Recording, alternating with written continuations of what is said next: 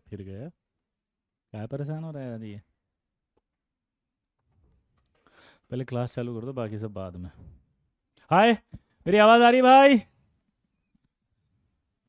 Hello hello hello. क्या मैं दिख रहा हूँ लल्ला? ओ लल्ला मचा दे हल्ला, क्या मैं दिख रहा हूँ?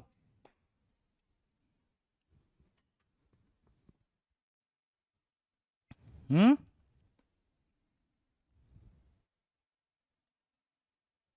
बस इतना सा बोल दो, यस सर आप ऑडिबल हो और आप दिखाई दे रहे हो, ताकि हम आगे पढ़ना शुरू कर दें। हाय ध्रुव। हाय तारुष। हाय प्रियांशु। हाय विनोव। हाय थर्व। हाय सुनन्या। हाय विवेक। हाय मोहित। हाय ध्रुव। हाय सायरी। यस सर ऑडिबल, ठीक है। चलिए दोस्तों, पिछली क्लास में हमने पढ़ा था ऑड इलेक्ट्रॉन मॉलिक्यूल्स।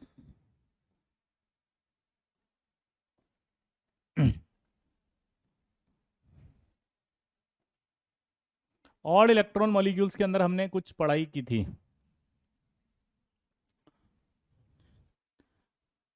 ठीक है। सर जी आप बहुत अच्छा पढ़ाते हो, माय गॉड थैंक यू। चलो इधर देखो, पढ़ लो चाहे कहीं से सिलेक्शन होगा, यहीं से अपनी कक्षा ओपी। अरे गजब विशाल, क्या जबरदस्त कर दिया हो लल्ला। चलिए वॉल्यूम इंक्रीज कराएंगे। आज फुल एनर्जी में रहिएगा। हाँ रे हाँ भैया, एकदम एकदम मचा देंगे, गर्दा मचा देंगे, साला आग लगा देंगे बस। एक मजेदार बात आपको बताएं, मैंने सुना है ऐसा कि शायद 30 तारीख को आपका टेस्ट है। क्या बोला मैंने? 30 अप्रैल को टेस्ट है। तैयारी शुरू कर देना, 12वीं क्लास हो भाई। 30 अप्रैल को टेस्ट है, ऐसा मुझे बताया गया है। तैयारी शुरू कर दी? हाँ तैयारी स्टार्ट कर देना लल्ला, ठीक है। हाँ। वाह।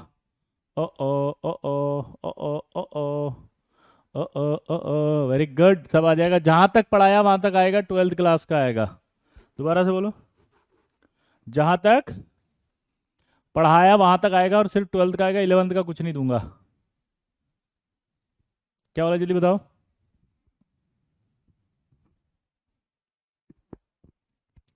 क्लियर? आगे बढ़ते हैं फटाफट अब। ऑड इलेक्ट्रॉन मॉलिक्यूल के अंदर कल हमने पढ़ा था NO2 ClO3 OF O2 - और ClO2। यहां पर अगर हम देखें, टोटल नंबर ऑफ इलेक्ट्रॉन्स, जल्दी बताओ कितने कितने आए थे कल? आई थिंक NO का 15 आया था। हाँ या ना? जल्दी बोलो भाई। ओ ओ ओ आग लगा देंगे, आग लगा देंगे एकदम। जल्दी बताओ। Yes sir. NO2 का कितना आया था, फटाफट बोलो। NO2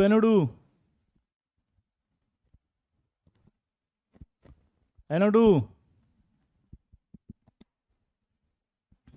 बोलो। NO2 का 23, वेरी गुड। ClO3 का बताओ। ClO3 ClO3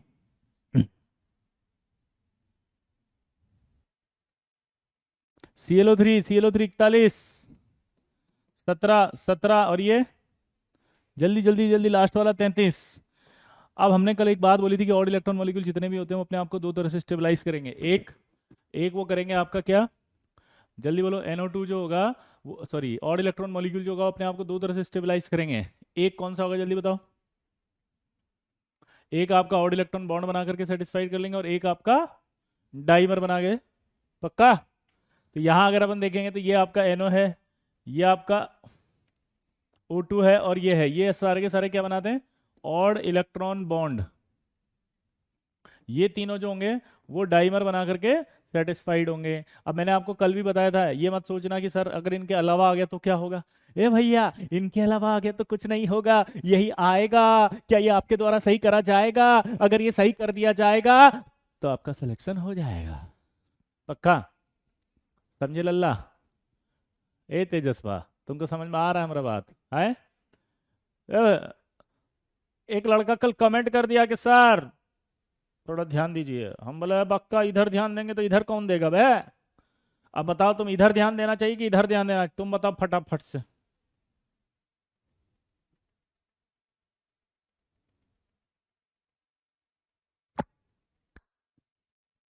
पक्का? आगे देखते हैं। अब मेरा सवाल ये आता है कि यार जो ऑड इलेक्ट्रॉन बॉन्ड है वो होता क्या है। तो सबसे पहले हमें समझना पड़ेगा type of odd electron bond. Type of odd electron bond. तो type of odd electron bond दो तरह का होता है, एक इलेक्ट्रॉन एक हो, और एक जिसमें इलेक्ट्रॉन तीन हो। दोबारा से बोलो, एक जिसमें सिर्फ एक इलेक्ट्रॉन पार्टिसिपेट कर रहा हो, और एक जिसमें तीन इलेक्ट्रॉन पार्टिसिपेट कर रहे हो। दोबारा बोलो, एक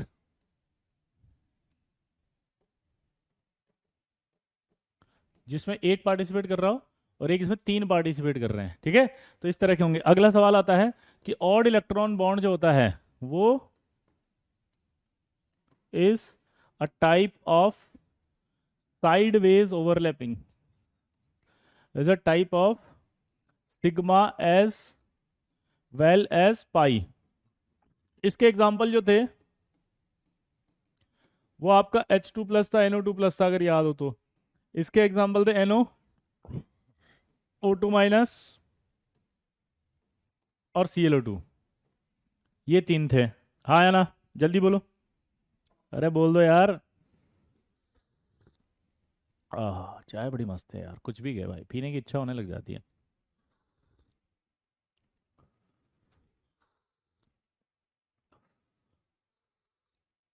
आहा, वाह ताज वाह। जल्दी लिखो। तो ऑड इलेक्ट्रॉन बॉन्ड कैसा होगा? Is a type of sigma as well as pi bond. Hmm अब क्या होता है, ध्यान सुनना, कि जैसे बॉन्ड ऑर्डर ऑफ, क्या बोला जल्दी बताओ, bond order of simple molecule, simple covalent bond. दोबारा से बोलो, bond order of simple covalent bond की बात कर रहे हैं हम। सिंपल कोवेलेंट बॉन्ड जैसा होता है, जैसे H हो गया, इसके बीच में एक हो गया, दिस इज कॉल्ड सिंपल। तो bond order simple covalent bond is 1। Bond order of simple covalent bond, अरे यार undo, bond order of simple covalent bond is 1। पक्का? तो बॉन्ड ऑर्डर आपका जो 1 होगा, लेकिन बॉन्ड ऑर्डर ऑफ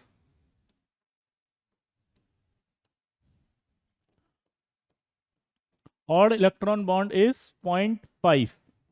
ये याद रखना, मैं इसको समझा दूंगा एमओटी में। मोलिकुलर ऑर्बिटल थ्योरी से एक्सप्लेनेशन आएगा ये। इस टॉपिक का एक्सप्लेनेशन आपको जितना अगर और डेप्थ में चाहिए तो वो सिर्फ किससे आएगा? मोलिकुलर ऑर्बिटल थ्योरी से। यहाँ पर आपको इनका सिर्फ स्ट्रक्चर सिखाया जा रहा है। तो ये 0.5 कैसे आएगा वो मैं आगे बताऊंगा। अगर आप नॉर्मल थ्योरी से पढ़ोगे तो आप सोचोगे कि यार ये एक इलेक्ट्रॉन है, इसका 0.5 समझ में आ रहा है, ये तीन इलेक्ट्रॉन है तो इसका तो 1.5 होना चाहिए। नहीं, इसका भी 0.5 होगा। कैसे होगा? अगर मुझ पर भरोसा करते हो तो मैं टॉपिक का नाम बता रहा हूं, ए मोटी। किस में आएगा ये? कौन से वाले टॉपिक में पढ़ाऊंगा? ए मोटी, ठीक है। किस में पढ़ाऊंगा पारुल? ए मोटी, ठीक है। पक्का? हाँ, अरे वाह, anti bonding minus bonding divide by 2। Kartik बड़ा इंटेलिजेंट है यार, गजब कर दिया लल्ला तुम तो, है गजब इंटेलिजेंट लगता है यार, एकदम मचा देगा हल्ला मेरा हर गली मोहल्ला। आए रे मेरे लल्ला, मचा देगा हल्ला। चलो आगे बढ़ते हैं दोस्तों। ये याद कर लिया हमने कि 0.5 होगा इसका, है ना। अब ऑल जितने भी हैं, ऑल ऑड इलेक्ट्रॉन मॉलिक्यूल्स,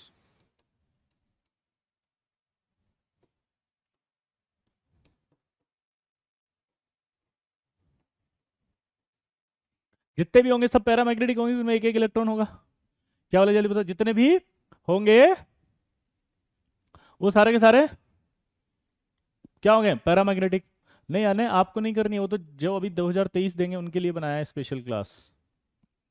2023 वालों के लिए बनाया भाई, 2023 वालों के लिए। No no no no Anay, please don't. Okay, चलिए आगे बढ़ते हैं। Odd electron molecules are paramagnetic, सारे के सारे पैरामैग्नेटिक होंगे। क्लियर? तो आपको क्या क्या समझ में आया कि ऑड इलेक्ट्रॉन जो बॉन्ड होगा वो दो तरह का होता है, इसमें एक इलेक्ट्रॉन भी पार्टिसिपेट कर सकता है, तीन भी कर सकते हैं। ठीक है। इसके अलावा आपका ऑड इलेक्ट्रॉन जो होते हैं वो sigma as well as pi bond की तरह बिहेव कर सकता है। उसका बॉन्ड ऑर्डर आपको पता चल गया, इसका 0.5 होगा। और इसके बारे में पता चल गया आपको कि सारे मॉलिक्यूल पैरामैग्नेटिक होंगे। अब हम पहला स्ट्रक्चर पढ़ेंगे एनओ का। अब आप देखो एन में कितने अनपेड इलेक्ट्रॉन है, 3, और ओ में कितने हैं, 2। दोबारा से बोलो। कल मैंने बता दिया था ना, O2 B2 ऐसे ही जो आएंगे ये सब वहां पढ़ेंगे हम। कहाँ पे, ए मोटी, कहाँ पढ़ेंगे, ए मोटी। O2 क्यों पैरामैग्नेटिक है, B2 क्यों पैरामैग्नेटिक है, जबकि उसमें ऑड नंबर में इलेक्ट्रॉन नहीं है, फिर भी दे आर पैरामैग्नेटिक। ये कहाँ पढ़ाऊंगा बताओ, ए मोटी, समझ गए। तो अब इसके अंदर कितने अनपेड इलेक्ट्रॉन है, 3, इसमें 2। तो आप सोचो कितने बॉन्ड आसानी से बन सकते हैं। ये 2 बॉन्ड तो आसानी से बन गए। यहां पर ये एक रह गया, यहां पर ये एक इसका पार्टिसिपेट करेगा बॉन्ड में, और एक यहां आ जाएगा। तो ये आपका आपका एनओ का स्ट्रक्चर होगा। और इस एनओ के स्ट्रक्चर में आपसे क्वेश्चन पूछेगा इसका बॉन्ड ऑर्डर बताओ। तो सिंपल कोवेलेंट बॉन्ड कितना था इसका, 1। इसका दूसरे का भी कितना था, 1। ये जो बचा इसका कितना आया, 0.5। तो टोटल कितना हो गया, 2.5। और पैरामैग्नेटिक हो गया ये। अब क्वेश्चन आएगा कि NO has loose dimer. Loose मतलब ढीला ढाला, ठीक है।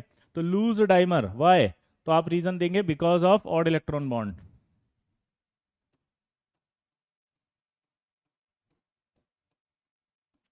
Because of odd electron bond ये डाइमर नहीं बनाता है। अच्छा जल्दी बोलो, बिकॉज ऑफ ये। Hi Mansi, how are you, my god, thank you, so sweet. Hi Mansi, कैसी हैं आप, oh wow, good to see you.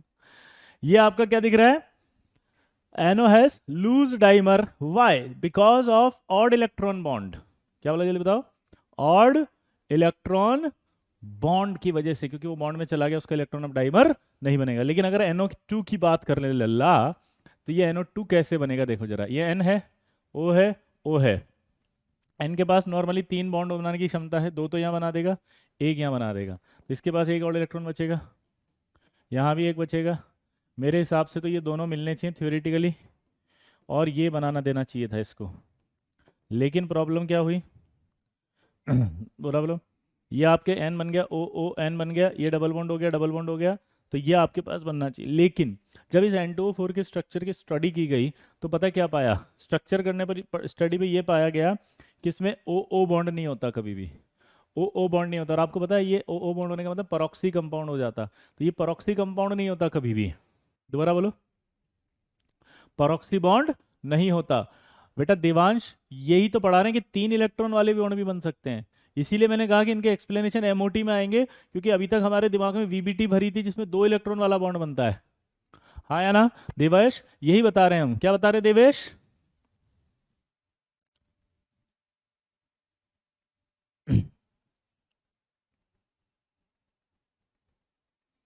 क्या, जल्दी बोलो, क्लियर। आगे बढ़ते हैं। अब स्टडी से पता चला कि ये तो नहीं बनेगा, तो फिर ये पता चला कि भाई इसके अंदर एक कोऑर्डिनेट बॉन्ड होता है, जिसकी वजह से ऑड इलेक्ट्रॉन इसके पास होता है। तो जब ये दोनों आपस में मिलेंगे ऐसे, तो यहाँ क्या होगा, N N O O, ये एरो और ये एरो। क्या बोला जल्दी बताओ, ये NO2 है, ये NO2 है, ये ऑड इलेक्ट्रॉन है, ये ऑड इलेक्ट्रॉन है, ये दोनों हैं N N।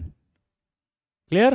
तो ये आपका N2O4 का स्ट्रक्चर हो गया। अब एक बहुत ही बढ़िया सवाल पूछा जाएगा और आपको उसका आंसर देना है। हाय मेरे लल्ला, ए मेरे CEO, मेरे करोड़पति, मेरे I10 सुनाई दे रहा तेरे को, भैया ओ, सुनाई दे रहा है क्या?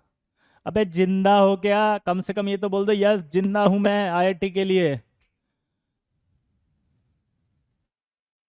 कभी तो बोल दिया करो यार, यस सर जिंदा हूं मैं। आज जाना, सबसे पहले एक बात बताता हूं मैं आपको, सिंपल एक अपनी दीवार लेना, उस दीवार के ऊपर लिख देना क्या, कि मैं I10 बनूंगा। और नीचे फिर क्या लिखोगे, कि यूं ही नहीं कोई I10 बन जाता।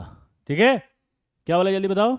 एक कागज लेना और उस पर लिखना मैं I10 बनूंगा, और उसके नीचे भी लिखना कि यूं ही नहीं कोई I10 बन जाता है। जब भी डिमोटिवेट हो, फ्रस्ट्रेटेड हो जाए, डिप्रेशन आ जाए, डिप्रेशन के साथ आपका एंथुजियास्टिक कम हो जाए, आपके अंदर नेगेटिविटी आने लग जाए, आपके आंखों के आगे ऐसा फील आने लग जाए कि अब कुछ नहीं हो सकता, तब उस लाइन को पढ़ना कि मैं ही I10 बनूंगा, और नीचे लिखना कि यूं ही नहीं कोई I10 बन जाता। जब वो लाइन आपको समझ में आएगी तो आपके अंदर अपने आप ही मोटिवेशन आ जाएगा, अंदर के जज्बात में आग लग जाएगा, जो लावा अंदर भरा हुआ है एनर्जी का, मोटिवेशन का, स्ट्रॉन्ग I10 बनने का सपना जो देखा आपने, I10 के साथ साथ करोड़पति बनने का, CEO बनने का, वो अपने आप बाहर आने लग जाएगा। अपने आप मन पढ़ाई में लगने लग जाएगा। मन अगर पढ़ाई में लगने लग जाएगा, टॉपिक समझ में आ जाएगा, टॉपिक समझ में आ जाएगा तो मन पढ़ने के साथ साथ आपका पेपर में सवाल सॉल्व करने में भी लग जाएगा। अगर सवाल सॉल्व करने में लग जाएगा तो सिलेक्शन हो जाएगा। यही आईटी है, समझ गए? तो प्लीज आज आपका ये होमवर्क है कि आंखों पे जुनून की पट्टी बांधनी पड़ेगी और उस जुनून में आईआईटी को लाना पड़ेगा। एक होता है डिजायर, डिजायर मतलब इच्छा, एक होता है आपका जुनून, पैशन, जिसको पाने के लिए किसी भी हद तक जा सकते हैं। डिजायर का मतलब इच्छा है, मेरी मिल जाए तो ठीक है, नहीं मिला तो भी ठीक है, this is my wish, this is my desire, but IIT is not my desire, IIT is my passion. Passion का मतलब वो जिसको पाने के लिए मैं किसी भी हद तक गुजर सकता हूं। समझे? आई बात समझ में? ये 12th क्लास है मेरे दोस्त, ये वो क्लास नहीं है अब कि स्कूल की पढ़ाई कर रहे हो, ये वो क्लास नहीं है कि एक्सपेरिमेंट कर रहे हो, ये वो क्लास नहीं है जिसके अंदर आपको लगता है कि आज भी मैं एक्सपेरिमेंट कर लेता हूं, इधर पढ़ लूं, उधर पढ़ लूं, उधर पढ़ लूं, इधर पढ़ लूं। नहीं, ये वो क्लास है जो आपका करियर बनाएगी। ये वो क्लास है जो आपको आप अपनी मंजिल तक पहुंचाएगी। ये वो क्लास पढ़ रहे हो जिससे आपके सारे सपने पूरे होंगे। ये वो क्लास है जिसका सपना आपने बचपन से देखा है, जिसके लिए आपको बोला गया है कि बेटा पढ़ लो, अगर अच्छा पढ़ोगे तो एक दिन बड़े आदमी बन जाओगे। ये वो क्लास है जिसमें पिताजी बड़े खुश होते थे कि मेरा बेटे की फर्स्ट रैंक आई है, लेकिन आज अगर आपने उस पढ़ाई को कहीं और रख दिया तो आपकी 1 साल की पढ़ाई वेस्ट नहीं हो रही है, या आपके पूरे 12 साल की पढ़ाई वेस्ट हो रही है। 12 साल आपने वेस्ट कर दिए। किस दिन के लिए पढ़े थे स्कूल में भाई? क्यों लाए थे टॉप? क्यों लाए थे इतनी परसेंटेज? क्यों लिया था 95%? क्यों 98% थे? इसीलिए तो थे कि एक दिन बड़े आदमी बनोगे। तो स्कूल की पढ़ाई से बड़े आदमी नहीं बनते, बड़े आदमी I10 की पढ़ाई से बनते हैं। जिस दिन आईटी में सेलेक्ट हो गए, रैंक आ गई, टॉप कर लिया, वैसे ही आप बड़े आदमी बन जाओगे, सारे सपने पूरे हो जाएंगे। जिंदगी में फिर एक नई शुरुआत होगी। फिर असफलता के बारे में नहीं सब सोचोगे। अगर I10 बन गए तो असफलता के बारे में नहीं सोचोगे। दिमाग में सिर्फ एक बात समझ में आएगी कि और सफल कैसे बनना है। दोनों में अंतर होता है। एक होता है असफलता से सफलता की ओर, और एक होता है सफलता तो है लेकिन और सफलता की ओर। परसेप्शन बदल जाएगा लाइफ का, सब कुछ चेंज होने लग जाएगा। इंसान वही रहेगा लेकिन लोगों का उस इंसान के प्रति एटीट्यूड बदल जाएगा। आप व्यक्ति नहीं, व्यक्तित्व बन जाएंगे। आपकी मिसालें आपके हर जगह, पड़ोस में, रिश्तेदार, दोस्तों में, सब में दी जाएगी कि बनना है तो उनकी तरह बनो, क्योंकि आप अब व्यक्ति नहीं बन गए, अब आप एक व्यक्तित्व बन गए। तो आईआईटी जो है व्यक्ति नहीं बनाती है, आईआईटी में अगर पास होते हो तो व्यक्तित्व बना देती है। तो आपको व्यक्ति नहीं बनना है, व्यक्तित्व बनना है भाई, समझे? तो प्लीज पढ़ना शुरू कर दो। अभी भी अगर आपके मन में ऐसा ख्याल है कि मैं नहीं कर सकता तो निकाल देना उसको, क्योंकि ये ख्याल नहीं होना चाहिए। ख्याल ये होना चाहिए कि बनूंगा तो मैं ही, और यूं ही नहीं कोई I10 बन जाता। मेहनत लगती है भाई। क्या बोला मैंने? मेहनत। डिजायर नहीं, पैशन। क्या बोला मैंने? डिजायर नहीं, पैशन। अरे पढ़ते तो सब हैं, पढ़ने से सिलेक्शन नहीं होता है, जुनून की हद तक पढ़ने से होता है। आग लग जानी चाहिए सीधे के अंदर। नींद कैसे आ गई अगर मैंने आज का टास्क कंप्लीट नहीं किया तो? खाना कैसे भा लिया अगर मैंने आज का टास्क कंप्लीट नहीं किया तो? उस तरह की आग होनी चाहिए अंदर मेरे दोस्त। जब तक वो आग पैदा नहीं करोगे ना, आईटी नहीं बनेगी। कहते हैं ना कि सोना जो होता है वो कुंदन तभी बनता है जब उसे तपाया जाता है। तपाना पड़ेगा अपने आप को इस आईआईटी की पढ़ाई के अंदर, तब जाकर के आप कुंदन बन के निकलोगे आईआईटी। समझे? लगना चाहिए आपको, आपके एटीट्यूड को देख के, आपके पेरेंट्स को देख के लगना चाहिए पेरेंट्स को कि यार ये क्या हो गया मेरे बेटे को, इतना तो ये पहले कभी नहीं पढ़ता था, आखिर इसको क्या हुआ। तब आप कहो कि नहीं, मैं I10 बनूंगा, हमारे सर ने कहा है, मैं जहां पढ़ता हूं वहां से मुझे मेरे सपने पूरे होने का मुझे पूरा पूरा विश्वास है, इसलिए मैं पढ़ रहा हूं। आपकी पढ़ाई में वो चीज नजर आनी चाहिए। आपके पेरेंट्स खुद कहने चाहिए कि यार तुम बहुत पढ़ते हो, रोज मतलब सो जाओ, रेस्ट कर लो, थोड़ा सा खा लो, पी लो। लगना चाहिए पेरेंट्स को कि यार ये मेरा बेटा सच में पढ़ाई कर रहा है, सपने पूरे करेगा। और एक बात बताऊं, जिंदगी में जितनी भी खुशी आपने देखी हो ना अब तक, उस खुशी से एक खुशी सबसे बड़ी होती है, जब आपके पेरेंट्स में आपकी सफलता के लिए आंसू होंगे। जब आपके पेरेंट्स की आंखों में आपकी सफलता के आंसू होंगे ना, उस खुशी से बढ़कर जिंदगी में कभी कोई खुशी महसूस नहीं होगी। वो जो फीलिंग आपको यहां महसूस होगी ना, उस फीलिंग के आगे पूरी दुनिया की सारी फीलिंग्स कुर्बान हो जाएंगी। ये एहसास आप देख लेना। अगर आपको यकीन नहीं हो तो एक बार आजमा के देखो। वो पल मुझे जीना है, वो पल मुझे महसूस करना है, उस पल को अपनी जिंदगी का हिस्सा बनाना है। इसलिए पढ़ रहा हूं। अगर कोई मुझसे पूछे कि क्यों पढ़ता है, क्या जरूरत है इतने पढ़ने की, वो पल जब मेरी सफलता के लिए मेरे पेरेंट्स की आंखों में आंसू होंगे और वो मुझे अपने गले लगा लेंगे, बस। अगर वो मोमेंट आपने लाइफ में आ गया ना, जी ली आपने जिंदगी बेटा। जिंदगी में सब कुछ पा लिया आपने। क्यों? क्योंकि एक बात हमेशा याद रखना कि जाने क्या है माँ के चरणों में, जितना झुकता हूं उतना ही उठता हूं। समझे मेरी बात? ये लाइफ में मोमेंट का एक अपने अंदर जुनून पैदा करो, इस मोमेंट के लिए पढ़ो, और आईटी आपके द्वार पे खड़ी है। ये मेरी गारंटी है, आप 100% पा सकते हो, क्योंकि जो टीम आपको मिली है, उस टीम के बिहाफ पे मैं आज बोलता हूं आपको, दुनिया की कोई ताकत आपको सिलेक्शन से नहीं रोक सकती है, अगर आपने अपना पूरा 100% लगा दिया तो। मैं गारंटी दे रहा हूं आपको आज, प्रॉमिस। क्लियर? चलो इधर देखो।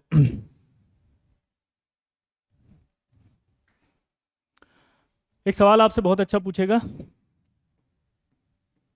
ये, कि NO2 क्या बन गया, ये N2O4। क्या बोला, जल्दी बताओ। ये NO2 क्या बन गया? N2O4। आपसे क्वेश्चन पूछेगा, what is the change when NO2 undergoes in dimerisation? क्या फर्क पड़ा? इसका हाइब्रिडेशन देखो, पहले भी sp2 था और ये प्लेनर था। ये आज भी sp2 है और प्लेनर है, लेकिन इस पे अनपेड इलेक्ट्रॉन था तो ये पैरामैग्नेटिक है। यहां अनपेड नहीं है तो ये डाया हो गया। इसके बाद इसके अंदर जो म्यू निकालोगे वो ऑड इलेक्ट्रॉन इनसे कैंसिल नहीं होगा तो ये पोलर होगा,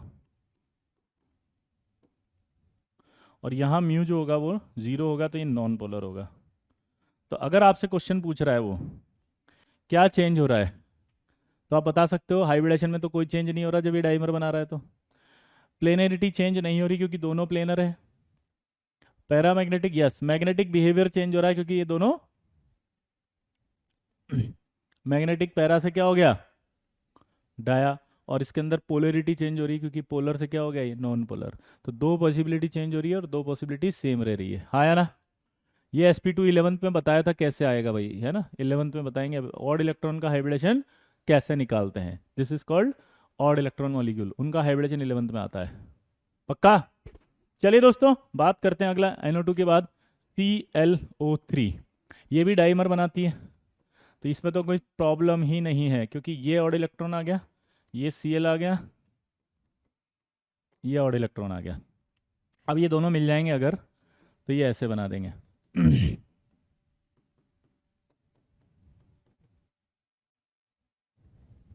तो ये दोनों मिले तो ये डाइमर बन गया। सिंपल है फंडा। इसी तरह से अगर मैं बात करूं OF की, OF, अगर आप OF को देखो ध्यान से, तो ये दो अनपेड रखता है, ये एक रखता है, तो इनिशियली तो ये एक बॉन्ड बना लेंगे, तो इसके पास एक अनपेड बचेगा, इसके पास भी एक अनपेड बचेगा, तो ये दोनों उस अनपेड से बॉन्ड बना लेंगे।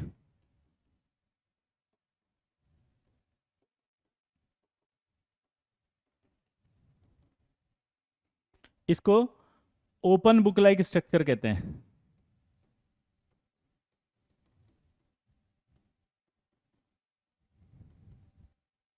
कुछ याद होगा O2F2 के लिए, ओपन बुक लाइक स्ट्रक्चर।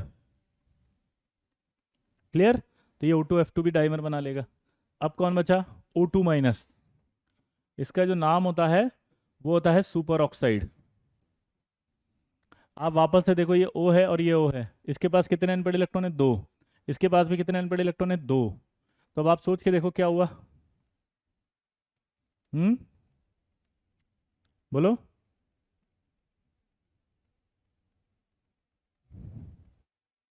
हम्म, यहाँ पर 2 अनपेड थे, अगर यहाँ माइनस लगा दूंगा तो एक ही अनपेड बचेगा।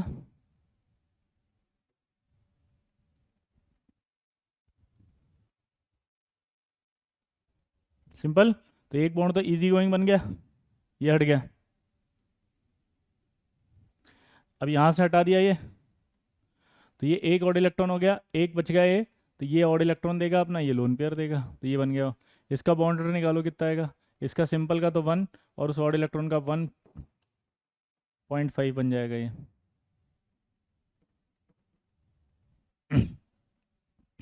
तो बॉन्ड ऑर्डर बराबर क्या आएगा, 1 प्लस 0.5, तो ये आ गया टोटल 1.5। क्लियर दोस्तों, हाँ या ना?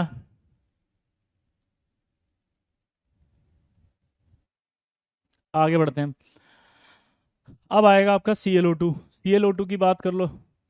अगर मैं नॉर्मली Cl बना दूं ऐसे, तो ये पॉसिबल नहीं है Cl का, क्योंकि Cl 7 बॉन्ड बनाता है, यानी कि 1 3 5 और 7 कितना बनाता है, जल्दी बताओ ये। 1 3 5 7, तो 3 बन सकते थे या 5, 4 तो नहीं बनेगा। तो वो क्या करेगा, अभी इनिशियली इसके साथ एक बॉन्ड बना लेगा, क्योंकि इसके पास 7 इलेक्ट्रॉन थे। तो एक इलेक्ट्रॉन तो वो दे दिया इसने अपना बॉन्ड का, ऑक्सीजन के पास तो एक बचा। अब इसके पास 7 है, उसमें से एक दे दिया था नॉर्मल, लेकिन इसको बॉन्ड को कन्वर्ट करेगा वो ऑड इलेक्ट्रॉन में, इसलिए वो ऑड इलेक्ट्रॉन देगा। तो ये ऑड इलेक्ट्रॉन बॉन्ड इधर आ जाएगा, ये देखो आप।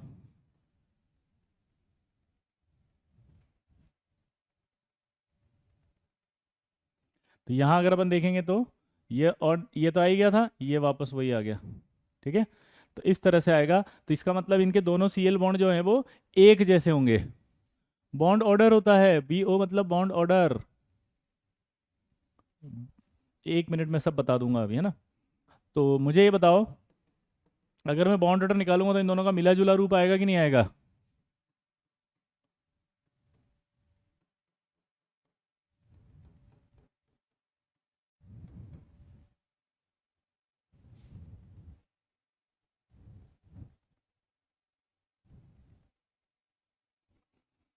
मिला जुला रूप आएगा, तो इसका बॉन्ड ऑर्डर निकालें तो दो बॉन्ड ये रहे, एक 3 और एक आधा, 3.5 आएगा डिवाइड बाई 2, यानी कि 1.75 के आसपास आएगा। यानी कि जो बॉन्ड ऑर्डर होगा वो 2 से ज़्यादा होगा, बॉन्ड ऑर्डर 2 से कम होगा, और 1.5 से ज़्यादा होगा। 2 से तो कम होगा, और 1.5 से ज़्यादा होगा।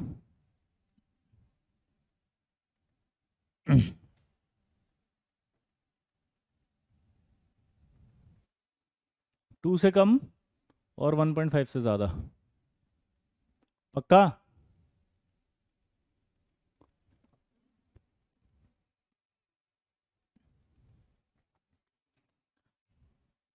ये वाला देख लो जिसने नहीं लिखा था, बॉन्ड ऑर्डर में कुछ नहीं था, ये एक बॉन्ड सिंपल कोवेलेंट बॉन्ड होता है। सिंपल कोवेलेंट बॉन्ड जो होगा उसका एक ही बॉन्ड होगा, हाँ या ना हर्ष? पहले एक एक करके दोबारा समझा देंगे सारे। इसका तो बॉन्ड एक है, और ये 0.5 होगा नहीं होगा, ऑड इलेक्ट्रॉन है तो एक प्लस 0.5 किया तो 1.5 आ गया। कोई डाउट, हाँ या ना? अरे एक एक करके चलते हैं ना, ये वाला क्लियर हुआ कि नहीं हुआ पहले बता दो। हम्म, हाँ बेटा कृष अभी बता रहे हैं, पहले ये क्लियर हुआ कि नहीं हुआ?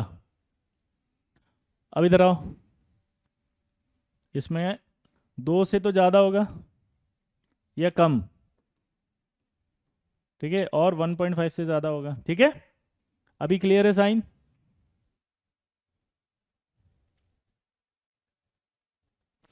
अब आपको डाउट आ रहा है जैसे बॉन्ड के ऊपर क्रॉस किया है, तो ये जो इलेक्ट्रॉन था इसके अंदर आने से ये bond odd electron bond convert हो गया, क्योंकि 3 इलेक्ट्रॉन आ गए इसमें, 1 2 3।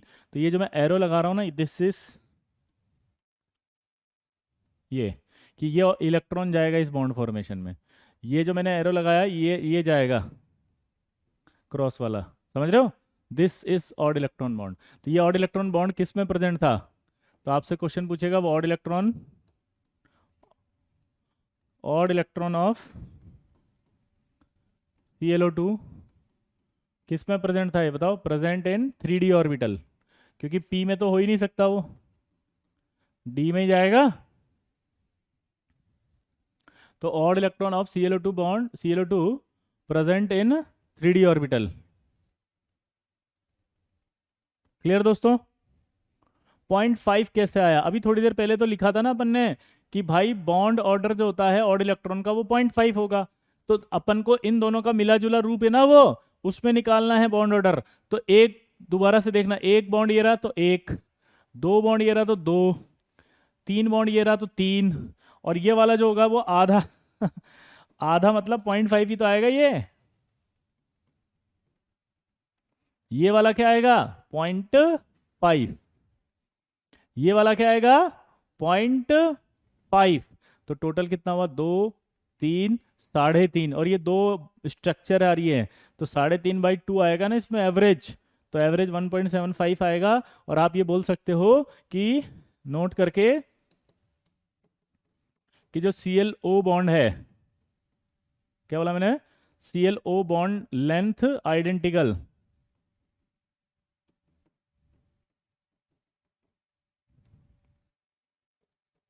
ठीक है, due to odd electron bond. ठीक है, तो आइडेंटिकल पूछेगा है क्या, तो आप बोलोगे हाँ ये आइडेंटिकल है क्या ClO2 में। ऑड इलेक्ट्रॉन बॉन्ड क्यों बना रहा? ताकि इसकी वैलेंसी डिस्टर्ब ना हो। कोवेलेंट बॉन्ड नहीं बना सकता था। कोवेलेंट बॉन्ड बनाने की कैपेसिटी इसकी 1, 3, 5, 7 थी। दोबारा से बोलेंगे आराम से। ClO2 का हाइब्रिडेशन sp2 है, हाँ आर्यन, क्योंकि हम आपको ऑड इलेक्ट्रॉन का 11th में पढ़ाएंगे। इसका हाइब्रिडेशन भी sp2 है, म्यू इसका 0 नहीं है, तो ये पोलर है।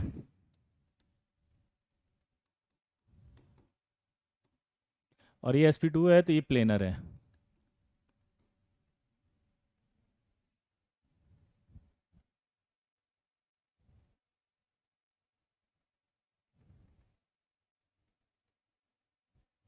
क्लियर?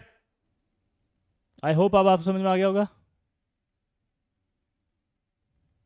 ऑड इलेक्ट्रॉन बॉन्ड का मतलब होता है जिसमें 3 इलेक्ट्रॉन हो पार्टिसिपेट या 1 इलेक्ट्रॉन हो पार्टिसिपेट। ऑड नंबर में इलेक्ट्रॉन पार्टिसिपेट होने चाहिए तो उसे कहते हैं ऑड इलेक्ट्रॉन बॉन्ड। दोबारा बोलो, क्या बोला जल्दी बताओ।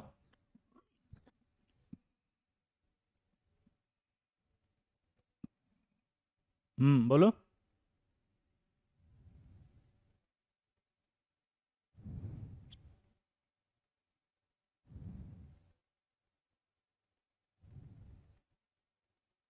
थ्री डी ऑर्बिटल क्या होगा? अंशुल 3p के बाद 3D तो आता है जहां एक्साइड करेगा वो। अंशुल 3p के बाद 3D में ही तो जाएगा, एक्साइड जहां करेगा वो। पक्का? कंफर्म? और कोई डाउट हो तो पूछो फटाफट से। अब एक सवाल आपसे पूछा जाएगा, हमेशा के लिए याद रख लो, ये बड़ा परेशान करेगा वो, कि ClO2 आएगा तो इसका हाइब्रिडेशन है sp2। ठीक है, ClO3 आएगा तो इसका हाइब्रिडेशन है sp3। अगर आप भूल जाओ तो ऐसे याद रखना, ClO2 2 2 sp2, ClO3 3 3 sp3। दोबारा बोलो, ClO2 2 2 sp2, ClO3 3 3 sp3।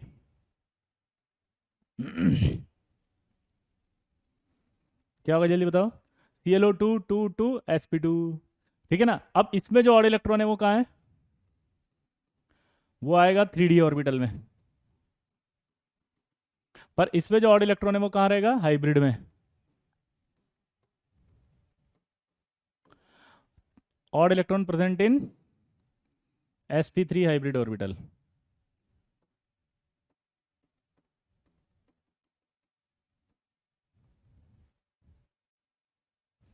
Odd electron present in, ठीक है। ये दो क्वेश्चन आपको और आएंगे, जल्दी बताओ क्या आएंगे? कि ClO2 2 2 sp2, ClO3 3 3 sp3। तो इसका ऑड इलेक्ट्रॉन कहाँ होगा? sp3 में। इसका ऑड इलेक्ट्रॉन कहाँ होगा?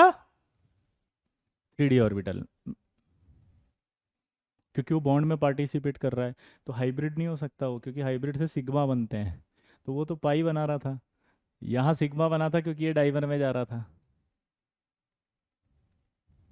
ठीक है, OF का फॉर्मेशन एक बच्चा बहुत देर से लिख रहा है, बेचारा परेशान हो रहा है। ले मैं यहाँ वापस कर देता हूँ दूसरे पेन से।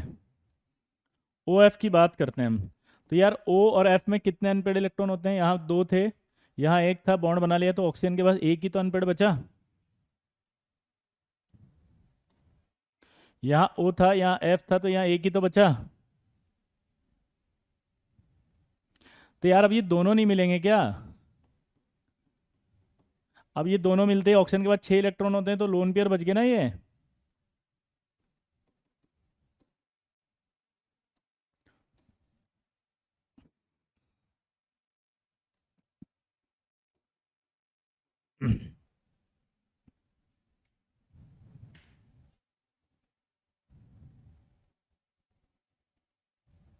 क्लियर?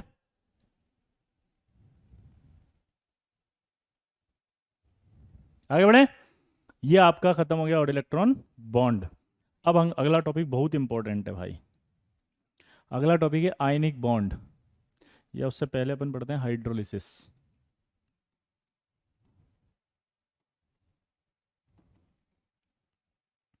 हाइड्रोलिसिस क्या होता है जरा सुनना भाई, बहुत ही मजेदार चीज है भाई। वापस आ जाओ फटाफट से, अब चलो। हम्म हाइड्रो परॉक्सी कंपाउंड बनता है ओ ओ लिंकेज में। जब ओ ओ बॉन्ड हो तो उसे परॉक्सी कहा जाएगा, ओ ओ एक साथ हो तो। अब इधर देखो। हम्म क्या बोला, जल्दी बताओ।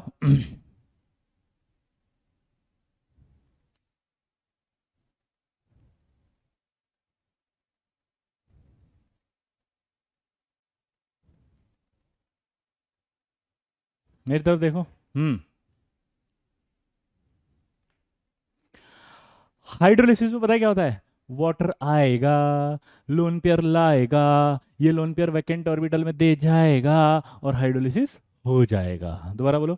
वाटर आएगा, लोन पेयर लाएगा, ये लोन पेयर वैकेंट ऑर्बिटल में दे जाएगा, हाइड्रोलिसिस हो जाएगा।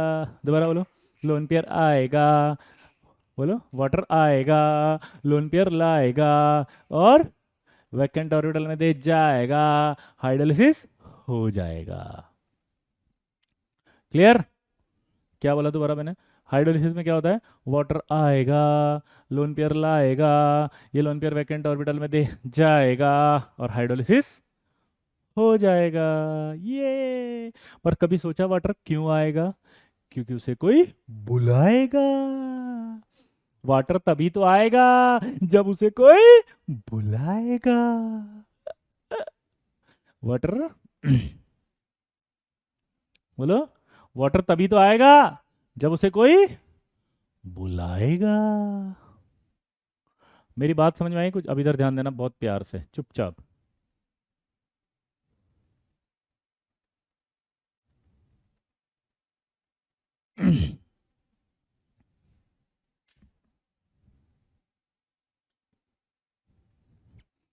वाटर कब आएगा? जब उसे कोई बुलाएगा। अब इससे एक एग्जांपल से समझते हैं। बचपन के अंदर याद करिए, जब हमको दोस्त फोन करता था कि आ जाओ क्रिकेट खेलेंगे, हम भी तैयार होकर के टोपी लगा के जो है वो बल्ला उठा के, ठीक है, टी शर्ट पहन के, चड्डा पहन के, चप्पल में निकल पड़ते थे सचिन तेंदुलकर बनने।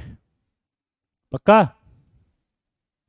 जी, 12th में एस ब्लॉक भी होगा, हाइड्रोजन भी पढ़ाएंगे, है ना राज? सब पढ़ाएंगे रे। ठीक है, अब इधर देखो।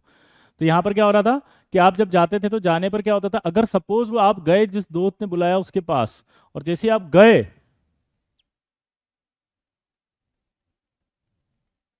और दोस्त ने कहा पड़ोसी के जाके खेल ले, तो आपको खराब लगेगा नहीं लगेगा? पड़ोसी के घर खेल ले, अबे तो तूने बुलाया क्यों अगर वहां जाना था तो बेइज्जती फील कर रहे हो, नहीं आओगे तो मग जाओगे। हट। दूसरा केस लो। अगर मान लो आ गया फोन कि आजा भाई खेलने, आप भी निकल पड़े चड्डा पहन के, टोपी साइड करके, सचिन बनेंगे। पहुंच गए, पहुंचने के बाद अचानक से जो है वो गेट खुला। अच्छा, बड़ा घर है दोस्त का, इस बार उसने नहीं कहा कि कहीं बाहर जा, अपने ही घर में बुलाया उसने, और आप आ भी रहे हो।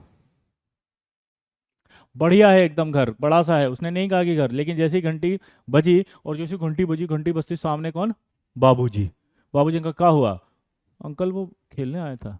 और दे कल पटिया में साले बट, हमारा बच्चा पढ़ने का टाइम है साला, तुम खेलोगे यहाँ पे, निकल। तो इसका मतलब क्या निकला? आप वाटर होते तो बेइज्जती हुई नहीं हुई, निकल लिए तुम, आप नहीं आओगे। आप तभी आओगे जब बाबूजी एब्सेंट हो। आया ना?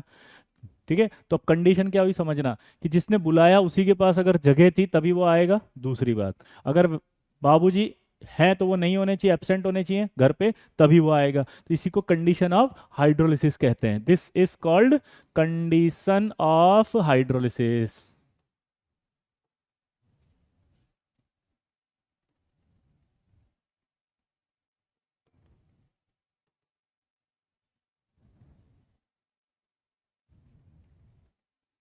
This is called condition of hydrolysis. पहला क्या होना चाहिए बताओ? Positive charge and vacant orbital should be present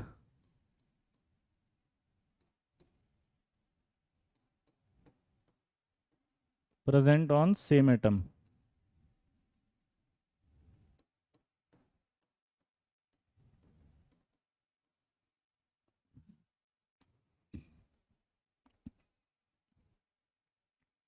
Should be present on same atom. दूसरा,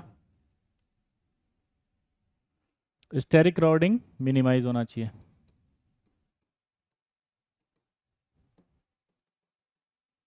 तो आपके पास ये दो कंडीशन है कि पॉजिटिव चार्ज और वैकेंट ऑर्बिटल क्या होना चाहिए? Should be present on same atom, एक ही एटम पर होना चाहिए।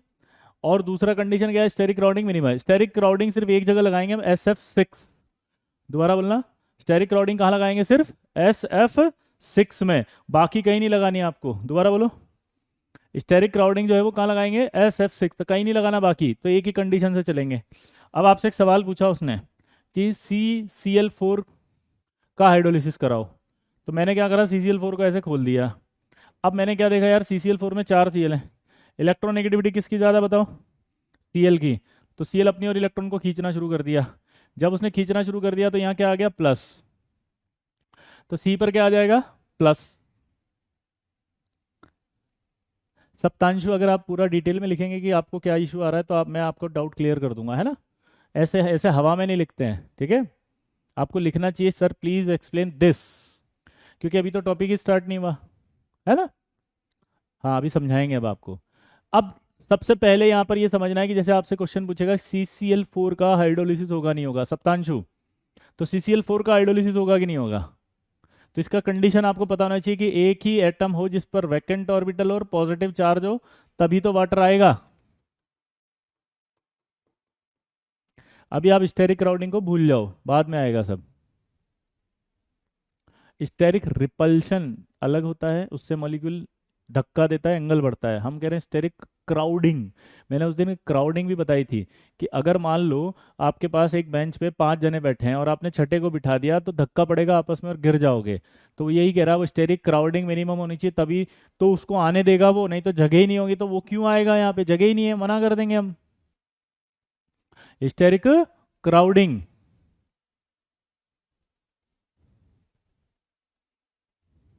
क्लियर? आगे बढ़े। अब इधर देखो, यहां पर अगर हम बात करते हैं तो पहला कंडीशन, अच्छा जिन्होंने भी अभी फर्स्ट क्लास है या कोई भी क्लास है वो कंडीशन पे चलो, बाकी क्लासें करियो नहीं करियो कोई फर्क नहीं पड़ रहा, क्योंकि it is independent topic.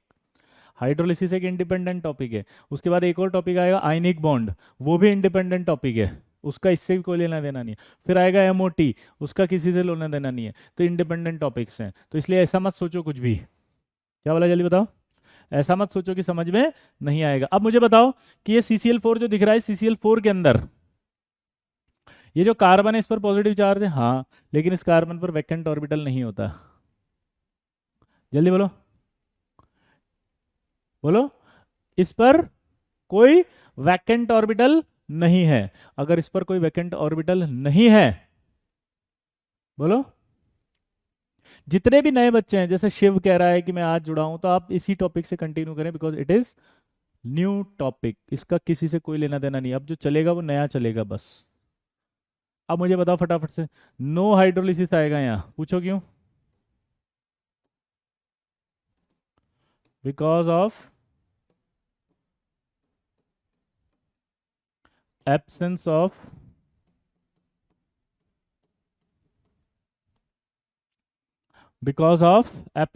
Vacant orbital. क्या बोले जल्दी बताओ? Because of absence of orbital, no hydrolysis. लेकिन अगर इसी की जगह मैं ये बोल दूं कि यार SiCl4 आएगा,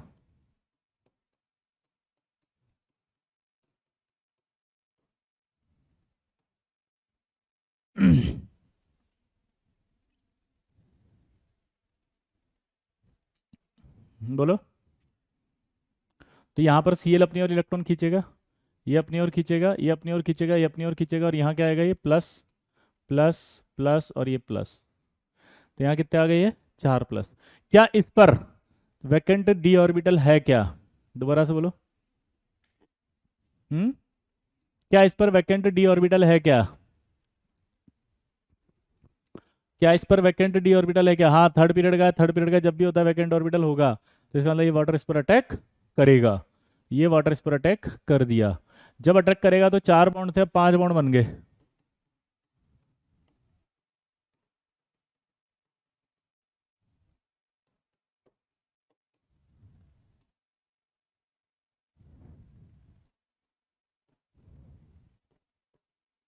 ये आपके 5 बॉन्ड बन गए, हाँ या ना?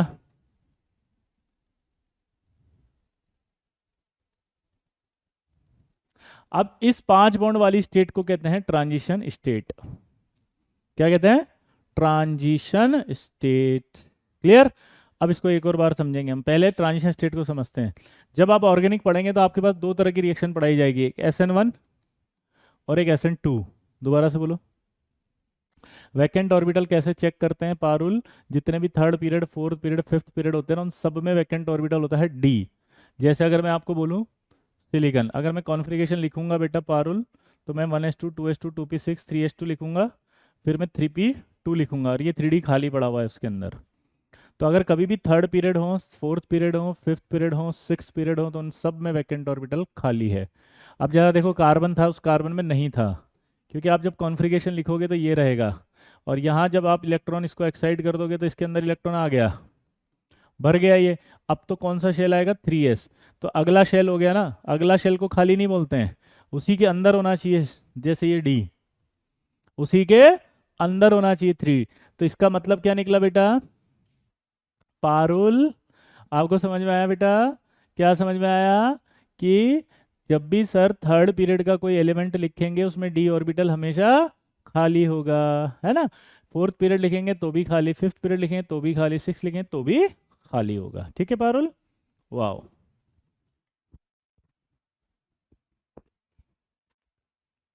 अब इधर देखो।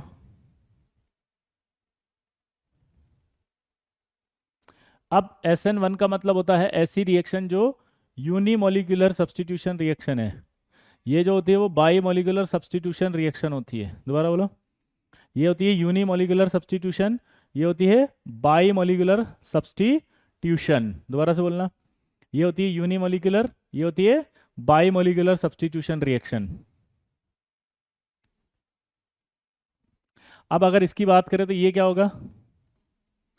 वन स्टेप रिएक्शन, सॉरी, ये होती है टू स्टेप रिएक्शन।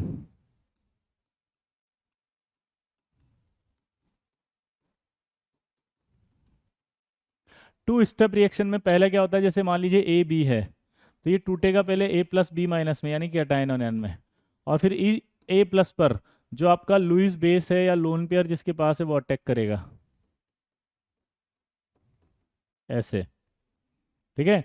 यहां पर क्या होगा? SN2 क्या होता है, उसके अंदर वन स्टेप रिएक्शन होती है।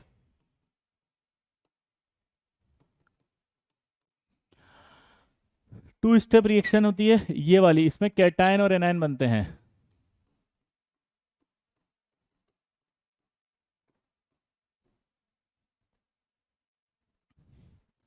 वन स्टेप रिएक्शन होती है। ठीक है? तो वन स्टेप रिएक्शन के बाद यहां बनेगी ट्रांजिशन स्टेट। ट्रांजिशन स्टेट क्या होती है? ऐसी स्टेट जिसमें बॉन्ड फॉर्मेशन और बॉन्ड ब्रेकिंग दोनों चलते हैं। जैसे मान लीजिए मैंने कहा यहाँ लुईस बेस है कोई। ठीक है? लुईस बेस वो होता है जो लोन पेयर डोनेट करता है, और उसको हम NU माइनस से भी लिख सकते हैं, न्यूक्लियोफाइल से। किससे लिख सकते हैं? NU माइनस, यानी कि न्यूक्लियोफाइल से भी। तो ये अटैक करेगा सबसे पहले इस पे।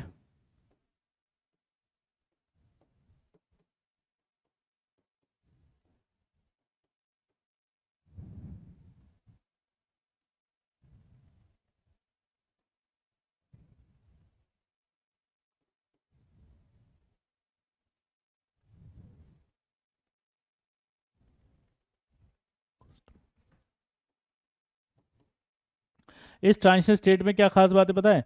ये जो दोनों है, बॉन्ड फॉर्मेशन और बॉन्ड ब्रेकिंग है, ये दोनों चल रहे हैं। तो इसको डॉट डॉट डॉट से बताएंगे हम।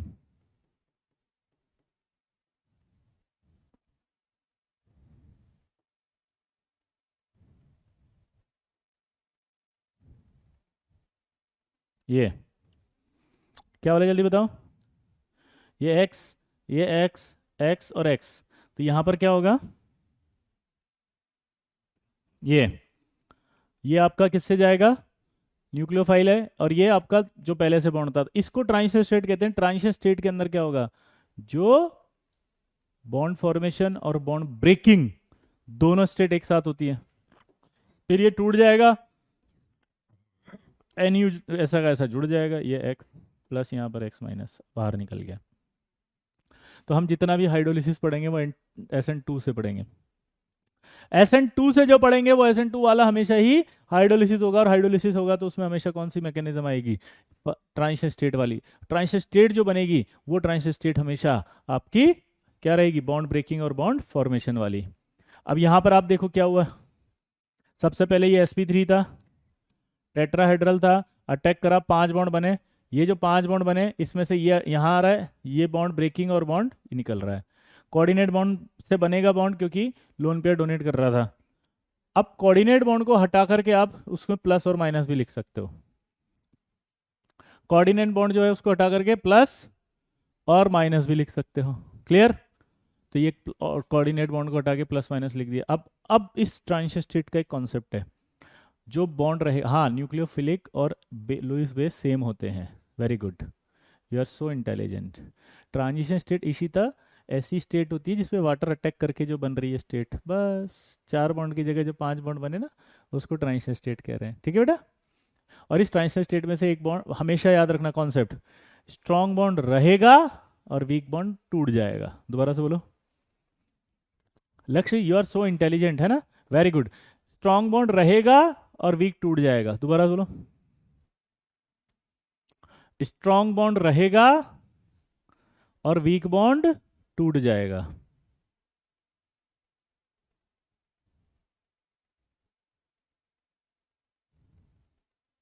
अब मेरा सवाल है, एक बॉन्ड आपका सिलिकॉन बना रहा है O प्लस से, और एक बॉन्ड Cl से बना रहा है। O प्लस सेकेंड पीरियड का है और प्लस चार्ज भी है, Cl थर्ड पीरियड का है। बॉन्ड किसका वीक होगा, सोचो। बॉन्ड कौन सा वाला वीक होगा, Cl वाला, क्योंकि Cl का साइज बड़ा है। Cl का साइज बड़ा है तो ये आसानी से टूट जाएगा। Cl का साइज अगर बड़ा है तो ये आसानी से टूट जाएगा। अगर Cl का साइज छोटा है तो बड़ा है तो टूट जाएगा। तो ये बॉन्ड ब्रेक हो रहा है यहाँ से, तो ये यहाँ से ये बॉन्ड ब्रेक हो जाएगा।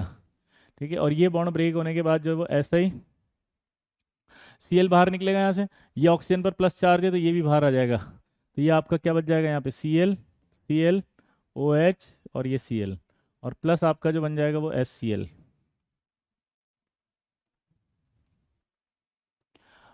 अब मेरे को ये समझ में आ गया कि यार इसका मतलब एक वाटर अटैक कर रहे हैं तो एक HCl बाहर निकल रहा है, 3 Cl हैं तो 3 HCl बाहर निकल जाएंगे, और ये उड़ जाएगा इस पे OH। क्या जुड़ जाएगा, OH। तो ये ऐसा ही OH OH OH OH बन गया, और ये OH OH OH जो बना उसका नाम है H4SiO4 सिलिसिक एसिड।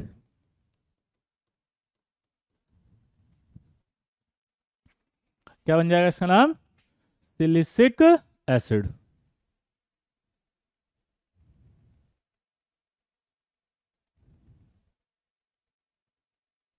क्लियर दोस्तों। अब ये वाले में किस किस को समझ में नहीं आया पहले वो बताओ फटाफट, फिर हम आगे बढ़ेंगे। ठीक है। पिछला वाला ये रहा, पिछला वाला लिख लो पहले। देखो हाइड्रोलिसिस से सवाल आते हैं भाई, इसलिए मैं आपसे बोल रहा हूँ, फटाफट देख लो। अरे कौन सी पिछली वाली साइड चाहिए थी, ये वाली लो।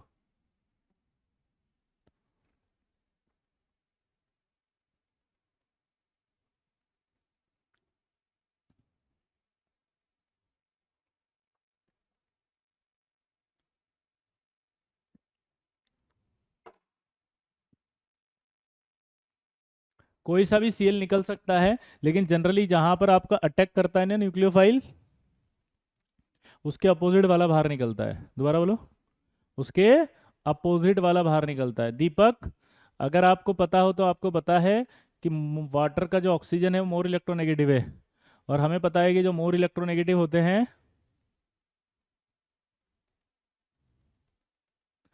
मोर इलेक्ट्रोनेगेटिव कहाँ जाएगा, जहाँ एस करेक्टर कम होता है। एस करेक्टर कहाँ कम है बताओ, बोलो।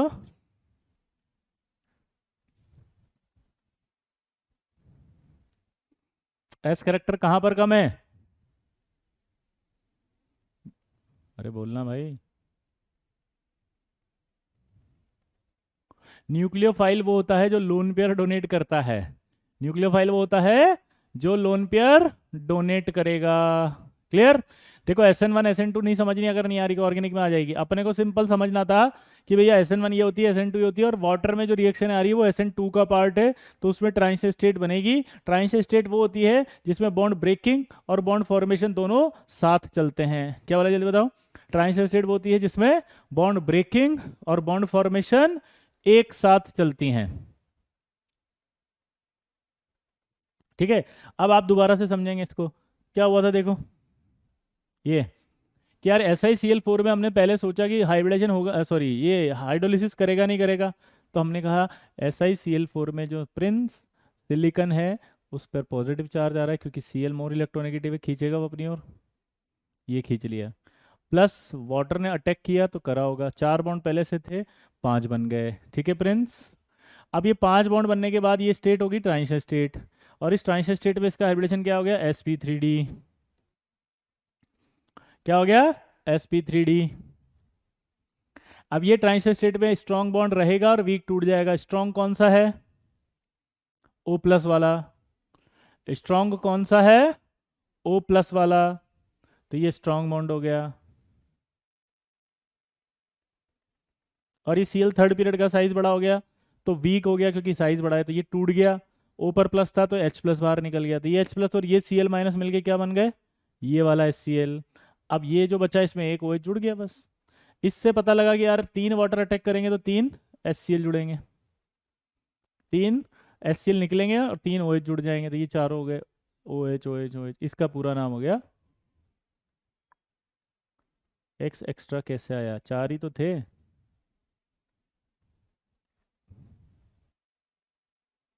1 2 3 4 ही तो हैं। ये तो न्यूक्लियोफाइल है।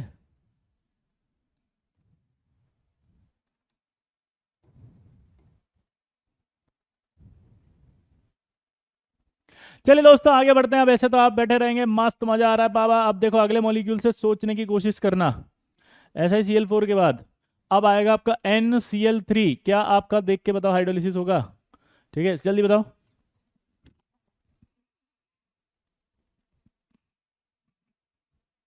बोलो। जी बिल्कुल बिल्कुल आपने सही लिखा, वाह वेरी गुड दिव्यांशु, बिल्कुल सही। जल्दी बताओ।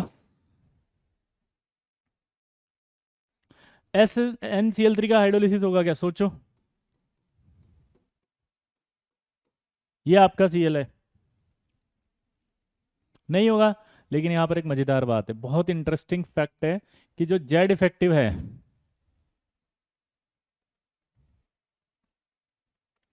वो जेड इफेक्टिव ऑफ या सबसे पहले एक चीज़ और बताता हूँ इंपॉर्टेंट बात में, कि आपको यहाँ पर एक बहुत बड़ी चीज़ फंसेगी। वो है कि इलेक्ट्रॉन नेगेटिविटी ऑफ नाइट्रोजन जो होती है वो ऑलमोस्ट बराबर होती है इलेक्ट्रॉन नेगेटिविटी ऑफ Cl के। अब अगर ऐसा होगा तो इन दोनों में से इलेक्ट्रॉन कौन खींचेगा? सबसे बड़ी प्रॉब्लम है यहाँ पे। क्या बोला बेटा मैंने प्रसन्ना? कि अगर दोनों की इलेक्ट्रॉन नेगेटिविटी सेम है, इलेक्ट्रॉन नेगेटिविटी ऑफ नाइट्रोजन और इलेक्ट्रॉन नेगेटिविटी ऑफ क्लोरीन, अगर दोनों की ही इलेक्ट्रॉन नेगेटिविटी सेम है, क्या बोला जल्दी बताओ? दोनों की इलेक्ट्रॉन नेगेटिविटी अगर सेम है तो बताओ क्या होगा? अगर दोनों की इलेक्ट्रॉन नेगेटिविटी सेम है, बोलो। हाय संचित, हाउ आर यू, कैसे हो बेटा? अगर दोनों की इलेक्ट्रॉन नेगेटिविटी सेम है तो कौन इलेक्ट्रॉन खींचेगा? ये मैं बताता हूं कि नाइट्रोजन का जो साइज है वो छोटा होता है, इसका साइज बड़ा होता है। तो उस कंडीशन में जो जेड इफेक्टिव होगा नाइट्रोजन का ज्यादा होगा। किससे? जेड इफेक्ट ऑफ क्लोरीन से। दोबारा से बोलो। जेड इफेक्ट ऑफ नाइट्रोजन ज्यादा होगा किससे? जेड इफेक्टिव ऑफ क्लोरीन से। दोबारा बोलो। जेड इफेक्ट ऑफ नाइट्रोजन होगा ज्यादा किससे? Z effect of chlorine. तो इसका मतलब क्या निकलता है कि इलेक्ट्रॉन कौन खींचेगा? बोलो। नाइट्रोजन। इलेक्ट्रॉन अगर नाइट्रोजन खींच रहा होगा तो नाइट्रोजन पर आएगा नेगेटिव, Cl पर आएगा पॉजिटिव। क्या Cl पर वैकेंट ऑर्बिटल होता है, हाँ। थर्ड पीरियड का जो जो एलिमेंट होगा, बोलो। संचित तेरा ही पढ़ा था मैंने, है ना? दोबारा बताओ। इसका मतलब थर्ड पीरियड है तो वैकेंट ऑर्बिटल तो होगा, और अगर वैकेंट ऑर्बिटल होगा तो अटैक करेगा। तो बताओ अटैक किस पे हुआ?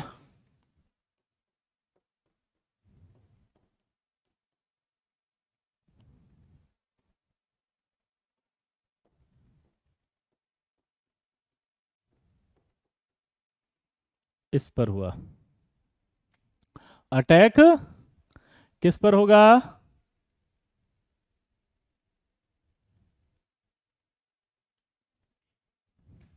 क्लियर यहां तक? अब ये कोऑर्डिनेट बॉन्ड है, आपको पता है कोऑर्डिनेट क्या होगा, हटेगा।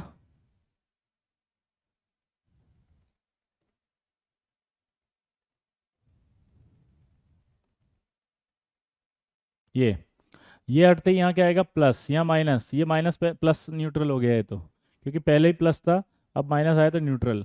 अब ये बन गई ट्रांजिशन स्टेट। अब इस ट्रांजिशन स्टेट के अंदर आप देखोगे तो क्या होगा, फिर से बोलूंगा, ये प्लस आ गया तो प्लस हटने के लिए क्या आता है, H प्लस बाहर निकल जाएगा।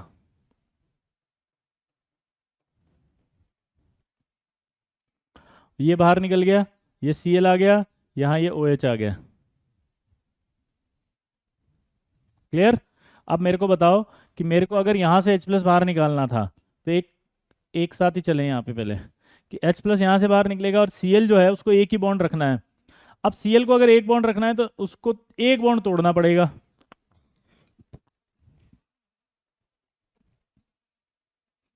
ये वाला तोड़े या ये वाला तोड़े, तो दिमाग की बत्ती जलाओ। O प्लस का साइज छोटा होगा, तो ये बॉन्ड जो है वो रहेगा, ये वाला टूटेगा, ये बॉन्ड टूट गया। यहाँ से H प्लस जो बाहर निकलेगा वो यहाँ अटैक करेगा इस पे, तो आप देखो क्या बनेगा, NCl, इसके बाद एक और Cl, और ये H, ये अटैक करेगा यहाँ एक Cl, और ये आपका जो है पूरा का पूरा देखो क्या होगा,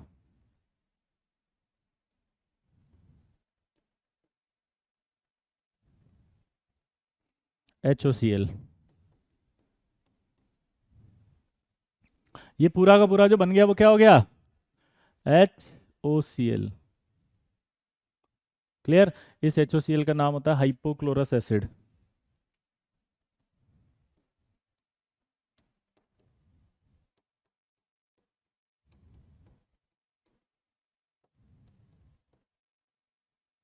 हाइपोक्लोरस एसिड। N से क्यों नहीं बना? क्योंकि अटैक Cl पर हुआ ना। दोबारा देखो, Cl पर अटैक होगा तो Cl पर अटैक होता है ना, जहां अटैक होता है वहां बनता है कोऑर्डिनेट। हाँ बिल्कुल बिल्कुल विशाल, बिल्कुल सही कह रहे हो आप। एक मैं आपको कॉन्सेप्ट बताना चाहता हूँ कि बॉन्ड कौन सा टूटेगा सर, प्लीज। बॉन्ड कौन सा टूटेगा, एक दिमाग में बत्ती जला लो सिंपल, कि यार अटैक किसने किया, वाटर ने। इसका हाइड्रोलिसिस हो रहा है कि नहीं हो रहा, हो रहा है ना। वाटर अटैक कर रहा है तो ये वाला बॉन्ड तो रहेगा ना, यही टूटेंगे, तभी तो हाइड्रोलिसिस होगा, वरना हाइड्रोलिसिस ही नहीं होगा।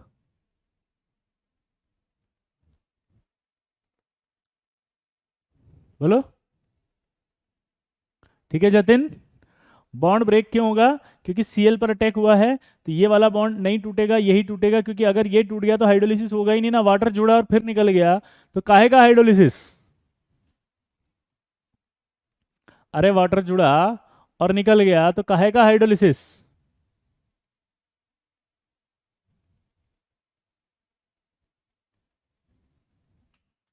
वाटर जुड़ा और निकल गया तो काहे का हाइड्रोलिसिस? इसका मतलब ये वाला जो है O प्लस वाला, ये कभी नहीं टूटेगा हाइड्रोलिसिस में, उसके अपोजिट वाला ही टूटेगा। ये कॉन्सेप्ट समझ में आया दोस्त?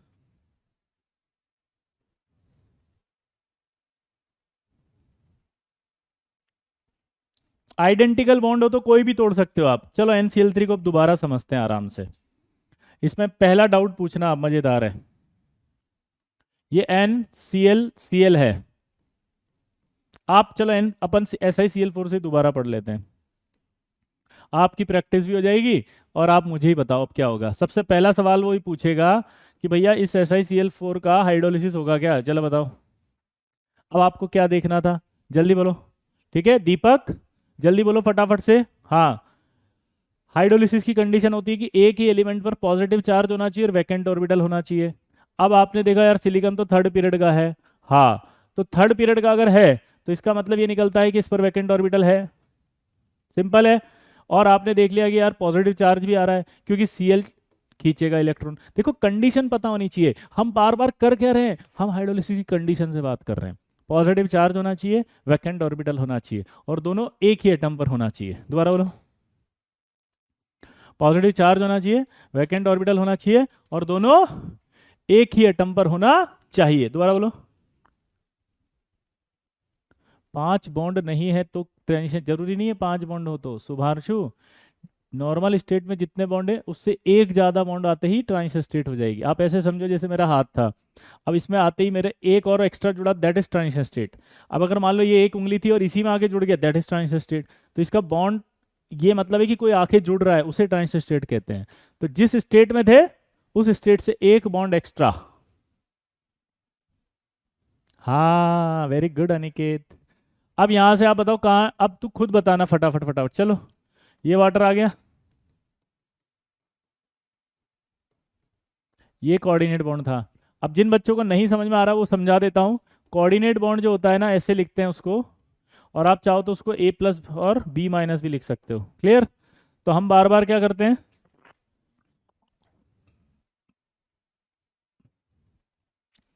इसको हटा करके ऐसे भी लिख सकते हैं कि यहाँ प्लस और यहाँ माइनस। अब बताओ क्या हुआ, इस ओ पर प्लस आ गया और इस सिलिकॉन पर माइनस आ गया।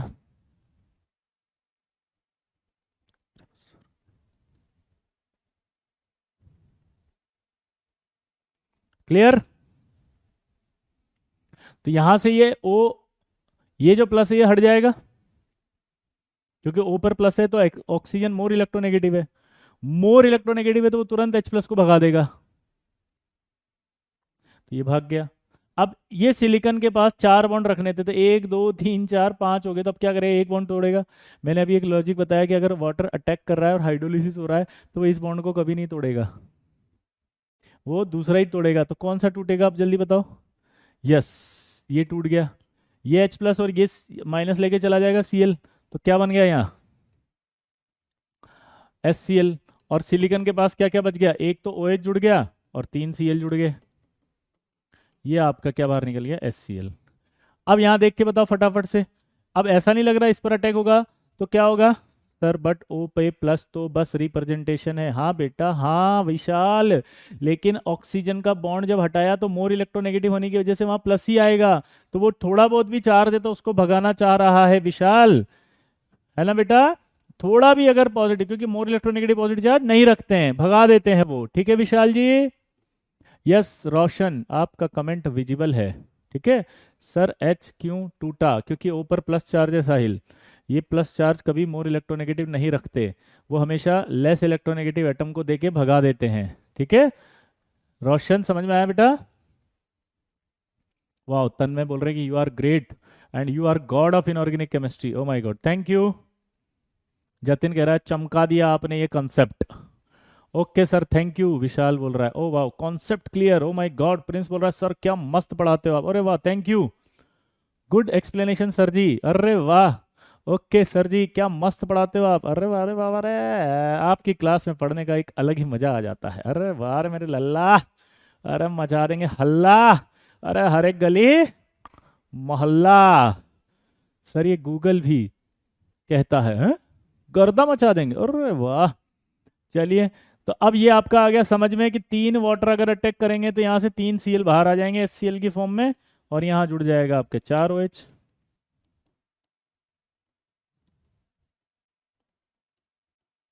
इसका नाम आपका था सिलिसिक एसिड, और इसको बोलते हैं हम H4SiO4 सिलिसिक एसिड।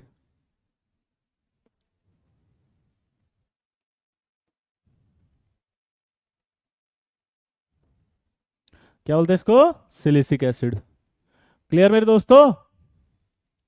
अब मैं वापस NCl3 ले रहा हूं। NCl3 की जब बात कर रहे थे तो अब आप खुद बताना यार, ये N था, ये Cl था, ये Cl था और ये N था।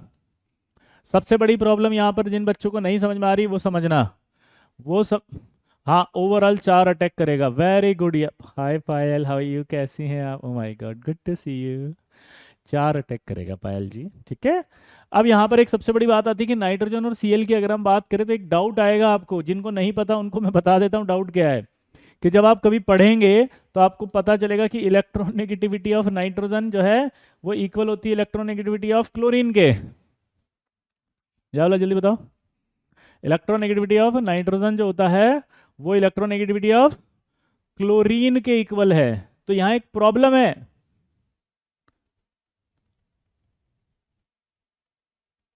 क्या प्रॉब्लम है? सर अब पॉजिटिव चार्ज किस पर आएगा? इलेक्ट्रॉन कौन खींच के जाएगा? क्या बोला जल्दी बताओ। सर पॉजिटिव चार्ज किस पर आएगा? गॉड हो आप गुरुजी। Oh my god, thank you Deepak, thank you very much. Hmm. क्या करना चाहिए अब? तो मैंने आपको बताया था भैया, नाइट्रोजन का साइज होता है छोटा, क्लोरीन का साइज होता है बड़ा। यहाँ पर ये आपका प्लस, इलेक्ट्रॉन कौन खींचेगा? नाइट्रोजन। तो यानी कि जो जेड इफेक्टिव होगा वो नाइट्रोजन का ज़्यादा होगा।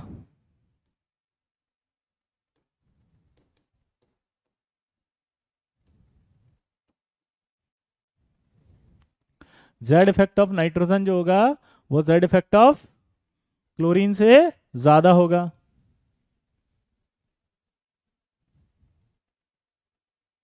तो इसका मतलब इलेक्ट्रॉन कौन खींचेगा? इसका मतलब कौन खींचेगा इलेक्ट्रॉन? नाइट्रोजन। अगर नाइट्रोजन इलेक्ट्रॉन खींचता है तो उस पर नेगेटिव आता है और सीएल पर प्लस आता है। अब मुझे बता दो बस, वाटर अटैक कहाँ करेगा? जिस पर प्लस चार्ज और वैकेंट ऑर्बिटल होगा वहीं पर अटैक करेगा। क्या वाला जल्दी बताओ। जिस पर प्लस चार्ज होगा वहीं पर अटैक करेगा। अब आप मुझे बताओ प्लस चार्ज किस पर है? जल्दी बोलो जल्दी बोलो। Yes sir, yes sir.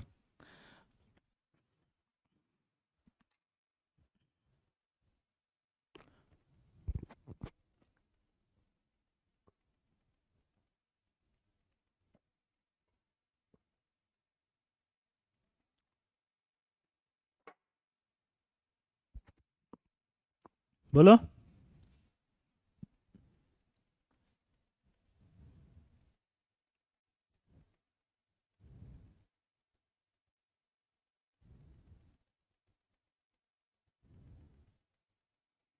CL पर अटैक करेगा। तो जब सीएल पर अटैक करेगा तो ये सिचुएशन आएगी कि नहीं आएगी?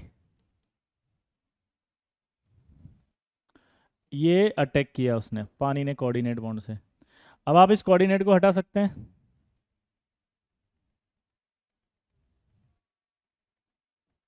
ये तो यहाँ प्लस आएगा, यहाँ माइनस आएगा। तो इसका मतलब क्या निकला? यहाँ प्लस और यहाँ माइनस है तो यहाँ से ये ओ एच प्लस भाग जाएगा। बोलो। यहाँ पर आपका ऊपर प्लस है तो यहाँ से क्या हो जाएगा? एच प्लस भाग गया। अब आपको पता है कि सीएल पर दो बॉन्ड, एक ये और एक ये। दिमाग की बत्ती जलाओ, कौन सा बॉन्ड तोड़ेगा सीएल?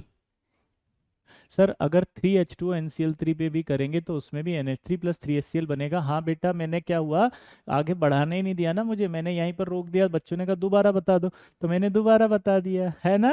अभी 3 वाटर ही अटैक करेंगे, अमोनिया ही बनाएंगे। Please give me 1 minute, okay please. Thank you. वाह। सर हम वाटर क्यों ले रहे हैं प्रखर? क्योंकि हम हाइड्रोलिसिस पढ़ रहे हैं ना। हाइड्रोलिसिस की जो रिएक्शन होती है प्रखर, उसमें क्या कहा जाता है? वाटर आएगा, लोन पेयर लाएगा, ये लोन पेयर वैकेंट ऑर्बिटल में दे जाएगा, हाइड्रोलिसिस हो जाएगा, है ना प्रखर। इसलिए हम सारी रिएक्शंस वाटर से करवा रहे हैं प्रखर।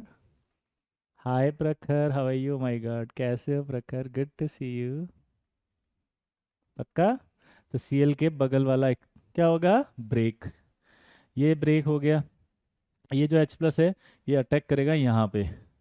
तो ये Cl बना, Cl बना, H बना, ये HOCl बना। अब दिमाग की बत्ती जलाओ। इसका मतलब एक वाटर ने अटैक किया तो एक H जुड़ा। तो अब बचे कितने? दो। दो वाटर अटैक करेंगे तो ये दो HOCl बाहर आएंगे इसमें, और तीन H जुड़ जाएंगे तो अमोनिया हो जाएगा ना। तो ओवरऑल अगर आप देखो, इसका नाम हाइपोक्लोरस एसिड अभी बताया था मैंने। ओवरऑल अगर NCl3 में अटैक करेंगे तो कितने वाटर? तीन। ओवरऑल 3 वाटर अटैक करेंगे,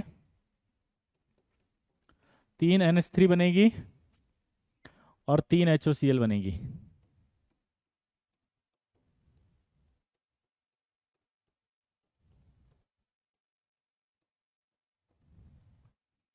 हाइपोक्लोरस एसिड, इसका नाम क्या है?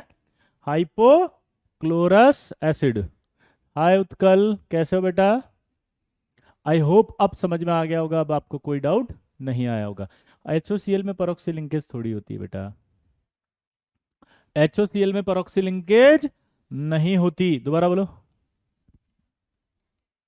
अरे HOCl में नहीं होती परऑक्सी लिंकेज। ए ना ना ना, HOCl में नहीं होती परऑक्सी लिंकेज ना। दोबारा बोलो।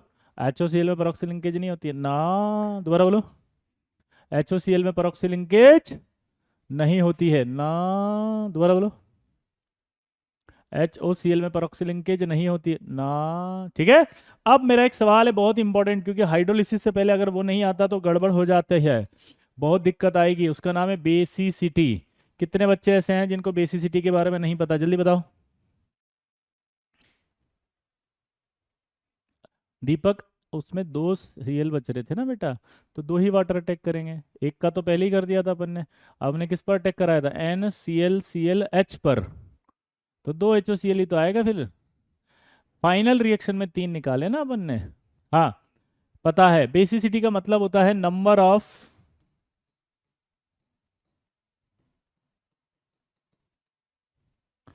Ionisable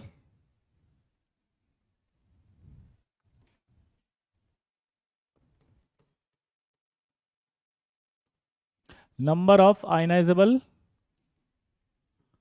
hydrogen. क्या बोले, जल्दी बताओ। Number of ionizable hydrogen. ठीक है। नैतिक, बाकी और भी एग्जांपल आएंगे बेटा, है ना, अपन जैसे जैसे आगे बढ़ेंगे, है ना। हाँ, अभी मैं बेसिक्स ही पढ़ा रहा हूँ ना हाइड्रोलिसिस के, फिर हम और भी मॉलिक्यूल्स पढ़ेंगे। अभी बहुत लंबा अच्छा मजेदार टॉपिक है ना, अब पढ़कर आओगे तो और अच्छा समझ में आएगा अभी। अब जो ये बेसिसिटी है वो डायरेक्टली प्रोपोर्शनल टू होती है नंबर ऑफ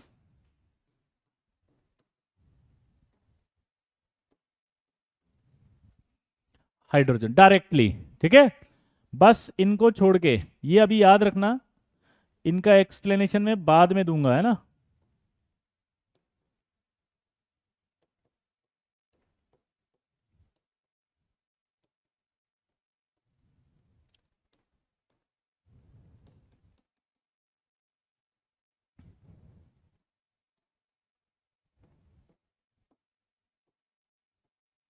ये आपको याद होना है, बाकी आपके पास सारी बेसिसिटी वही होगी जितने हाइड्रोजन होंगे। इसका नाम मैं लिख रहा हूं, हाइपोफॉस्फोरस एसिड।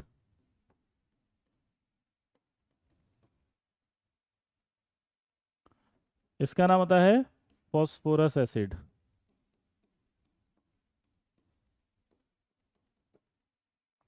इसका नाम होता है पायरोफॉस्फोरस एसिड।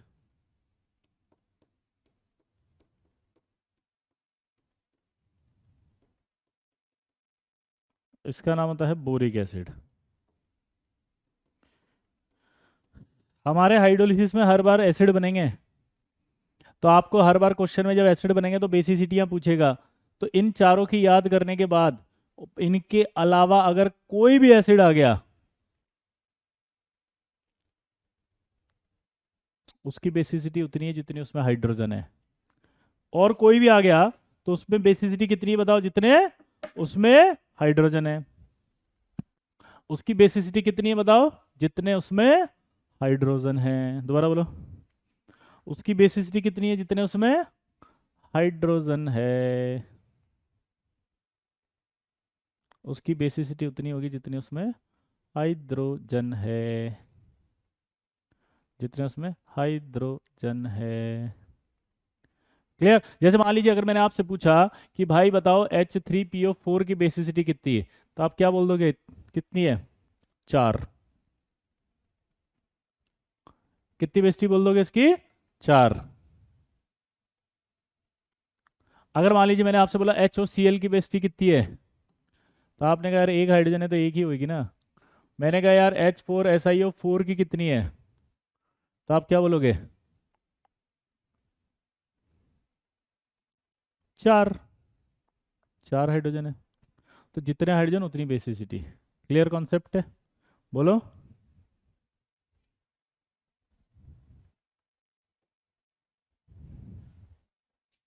पक्का? अब एक सवाल पूछा उसने, क्या ये PCl3 का हाइड्रोलिसिस होगा क्या? सोचो।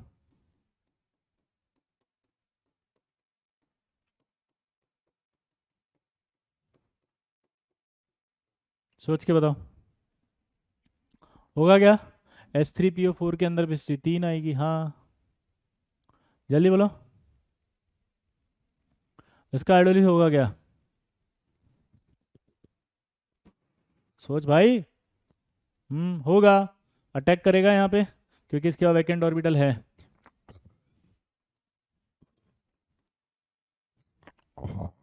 ये अटैक कर दिया। अब अटैक करने के बाद क्या सिचुएशन हुई देखो इसमें। यहाँ पर ये वाटर आ गया, यहाँ आपका Cl है, यहाँ आपका Cl है, यहाँ आपका Cl है। क्लियर? अब इसमें सिचुएशन वही है, कोऑर्डिनेट आ गया तो यहाँ प्लस आएगा, यहाँ माइनस आएगा, और यहाँ से ये H प्लस बाहर आ जाएगा, यहाँ से H प्लस बाहर आ गया तो ये Cl बाहर आ जाएगा। यहाँ तक कोई डाउट? इसे ट्रांजिशन स्टेट कहा जाएगा। क्लियर दोस्तों?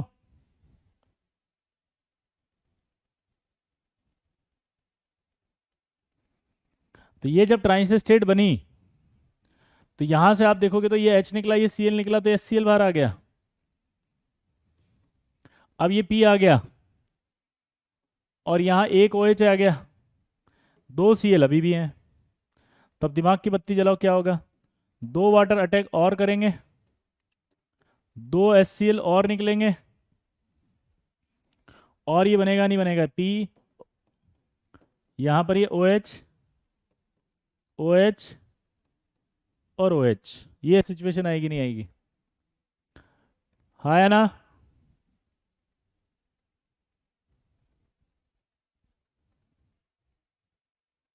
ट्रांजिशन स्टेट में हाइब्रिडेशन चेंज होना कंपलसरी नहीं है बेटा, है ना। सब में चेंज होगा सिर्फ NCl3 को छोड़ के, क्योंकि NCl3 में Cl पर अटैक हुआ है, Cl सराउंडिंग एटम है।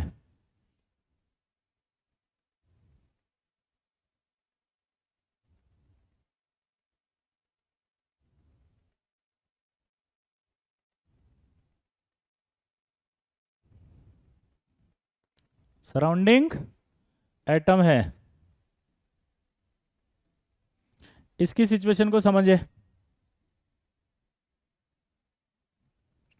तो ये एक स्टेप करेगा, वो इंपॉर्टेंट है अभी।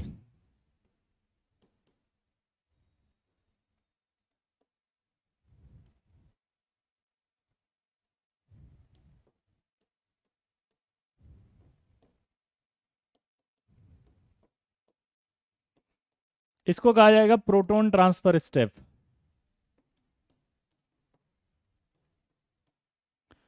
आप ऑर्गेनिक में इसका नाम पढ़ते हो टॉटोमराइजेशन। आप ऑर्गेनिक में क्या नाम पढ़ते हो? टॉटोमराइजेशन। ये एक स्टेप और आगे गया, यहां से यहां पहुंच गया। ये क्या बोला, जल्दी बताओ। सराउंडिंग एटम पर अटैक होगा तब हाइब्रिडेशन चेंज नहीं होगा। बिल्कुल Amit, yes you are right. बिल्कुल अमित, यू आर राइट।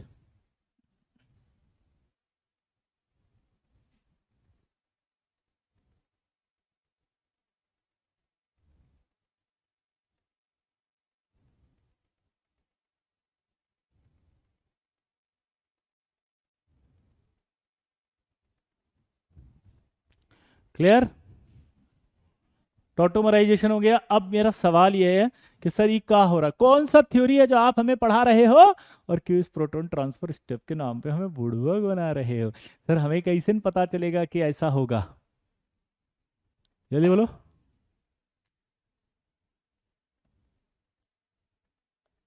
जल्दी बोलो, ये कौन सा थ्योरी है जो आप हमें पढ़ा रहे हो, और क्यों इस टॉटोमराइजेशन के नाम पे हमें बुड़बक बना रहे हो? एक तो ये सब आपको कैसे पता चलेगा, सबसे बड़ा जिंदगी का डाउट है कि हमें कैसे पता चलेगा। क्या बोलोगे आप, हमें कैसे पता चलेगा? जल्दी बोलो, हमें कैसे पता चलेगा? तो इसका एक कॉन्सेप्ट होता है भाई, कंडीशन। क्या होती है? Condition of proton transfer step.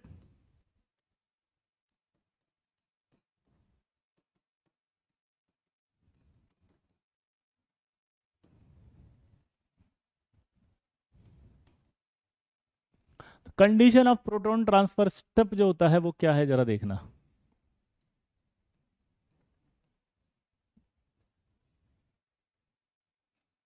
पहला,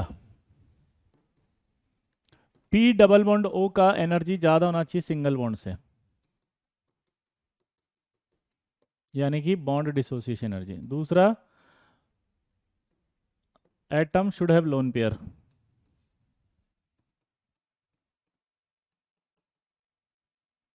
third, atom should have lone pair, तक तो समझ में आ गया। तीसरा होना चाहिए आपका कि acidic hydrogen should be present.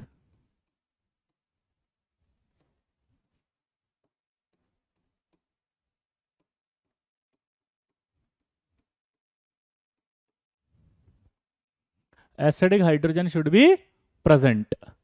ए भैया, ये तीन ठो कंडीशन है। दोबारा बोलिए। ओ माय गॉड, कैप्टन बोल रहा है कि you are the best teacher out of this world. Oh my god, thank you for your kind concern. ये तीन कंडीशन होती है भाई। क्या बोले, जल्दी बताओ। यह तीन ठो कंडीशन है। क्या बोले, तीन ठो कंडीशन। क्या बोल दिए हैं, तीन ठो कंडीशन। अब ये समझ नहीं आ रहा ये क्या चक्कर है। देखिए, lone pair should have, atom should have lone pair, यहां तक तो ठीक है, लोन पेयर है, पहला कंडीशन सेटिस्फाइड है। एसिडिक हाइड्रोजन है क्योंकि OH से जुड़ा हुआ जो हाइड्रोजन होता है उससे एसिडिक हाइड्रोजन कहते हैं। दोबारा से बोलो। OH से जुड़ा हुआ जो हाइड्रोजन एसिडिक हाइड्रोजन कहते हैं। दो कंडीशन समझ में आ गई। अब तीसरा कंडीशन जो है सबसे खतरनाक, वो क्या है, वो ये तीसरा कंडीशन ये है कि ये वाला बॉन्ड इसमें ज्यादा होना चाहिए। मतलब बॉन्ड, पाई बॉन्ड जो होना वो क्या होना चाहिए, 2p2p से बना चाहिए, 2p3d से बना होना चाहिए, या 2p3p से बना होना चाहिए।